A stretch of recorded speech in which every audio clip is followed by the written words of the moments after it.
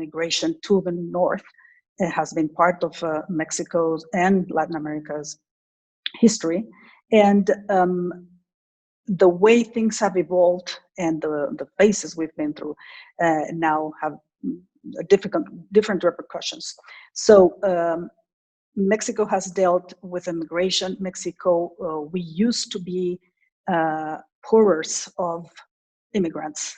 That is to say that the Mexican workers, mainly young male workers, used to immigrate and go north. I think actually a lot of Americans also don't understand that that's no longer the case, and has been the case now for quite a while. In 2014, we hit the first year in which the number of people who were apprehended at the border who were not Mexican exceeded the number of people who were Mexican apprehended at the border. And that trend has just continued since 2014. And mostly because of the growth in people from three countries, the Northern Triangle countries, Guatemala, El Salvador, and Honduras.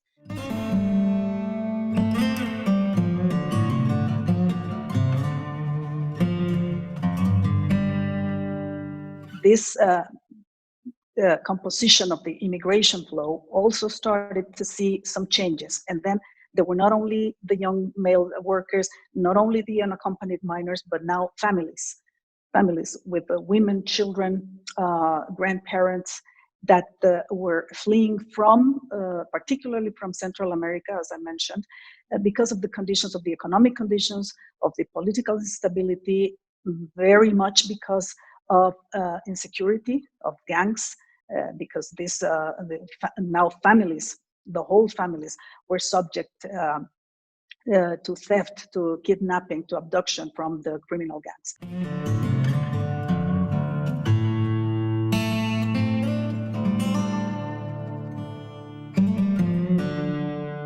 So this started to change slowly but surely, and sort of materialized in what we came to know as the caravanas. So caravanas of thousands of people, but families included, started to go through Mexico and to trying to reach. Their goal, of course, had always been to go through Mexico, not to stay in Mexico, but to reach the US. People are fleeing for their lives because they are threatened by gang violence, domestic violence, state violence, from which they are not protected by state security forces.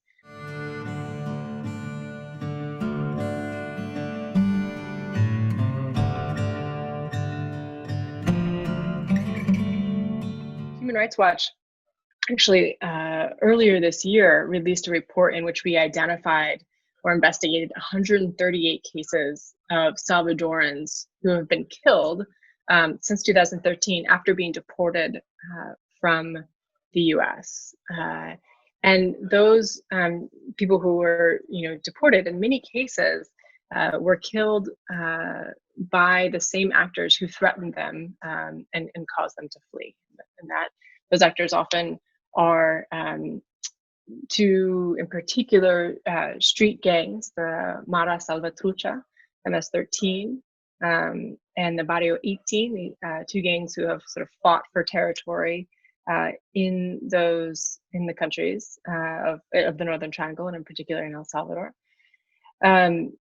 We also see people, a number of people who are fleeing because of their LGBT identity and who are subject to violence in those countries, and then of course along the migration route because of that identity, and who have sought asylum in the US, and who upon deportation, as we document in this report from earlier this year, also can face harm and in some cases death. So this is a true refugee situation.